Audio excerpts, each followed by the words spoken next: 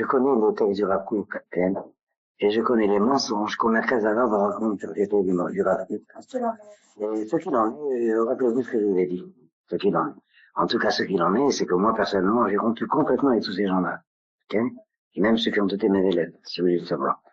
Parce qu'il s'agit d'une fausse attitude qui consiste à dire, le chef du gouvernement est le Melech, on doit respecter le Melech. Un chef de gouvernement qui ne se passe pas sur une majorité juive, d'après la face, c'est pas le Melech. Il faut dire la vérité. Donc, quand ce sont des gens qui ont travaillé par un humanisme faux. D'ailleurs, la majorité d'entre eux, leurs rabbins compris, sont des valets de Tchouva de la gauche. Alors, ça travaille. Alors, méfiez-vous de ça. Quand vous avez, par exemple, les rabbins du Merkaz Arav qui raisonnent, comme vous avez dit, alors là, c'est pas pendant du temps, c'est la fin du monde. C'est vraiment très, très grave. Si les rabbins du Merkaz Arav ne font pas de Tchouva officiellement, le Merkaz Arav, bon, c'est devenu une secte parmi les autres, tout simplement. C'est-à-dire une secte dont le slogan, c'est Klal Israël, mais c'est une secte du Klal Israël et finalement, ils ne s'occupent que d'eux-mêmes, et pas du Klal Israël. Et malheureusement, c'est vrai. Malheureusement, c'est vrai, regardez les écoles qu'ils ont fait pour leurs enfants, et que personne ne peut rentrer dedans. Par exemple, on va commencer à dire toutes les vérités là. Alors, méfiez-vous de ça.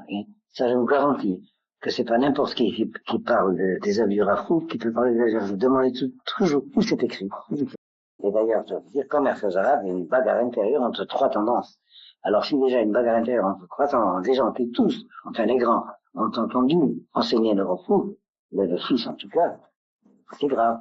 Qu'est-ce que ça veut dire que, sur l'essentiel, on s'invente des philosophies humanistes, soi-disant. Le Rav Kook a été l'interprète de Torah Moshe, et pas de telle ou telle idéologie ex-gauchiste. Ce que je suis en train de vous dire là, c'est très important. Lorsque dans une yeshiva, des rabbanim, c'est des balais de tchouva, c'est une catastrophe. C'est vraiment une catastrophe. Et là, le gouvernement ne marcherait pas comme ça s'il n'y avait pas eu deux expériences de ce genre. Dans ma vie, la première c'est Munich, la deuxième c'est Evian, et la troisième c'est Oslo. C'est la même chose. On a diabolisé un ennemi, mais subitement on diabolise les victimes de l'ennemi, et l'ennemi est enjolivé. C'est ce qui est en train de se passer. Et alors, et que dans un problème pareil, des choses comme la Merkaz Arav font de la philosophie humaniste, là, il faut être complètement antiphonné, tout simplement. En fait. Vous savez, moi j'ai fait la guerre dans deux corps de métier. Je sais que c'est que la guerre. Et à partir du moment, je veux dire la guerre contre les Allemands, à partir du moment où il faut faire la guerre, c'est la guerre qu'il faut faire. Quand j'étais sur le front, vous croyez que j'allais raisonner les droits de l'homme du SS? Ça va pas, non? Alors, on en est là. Alors quand j'entends Merkaz Arav, les droits de l'homme des Arabes, hyper logique, oui.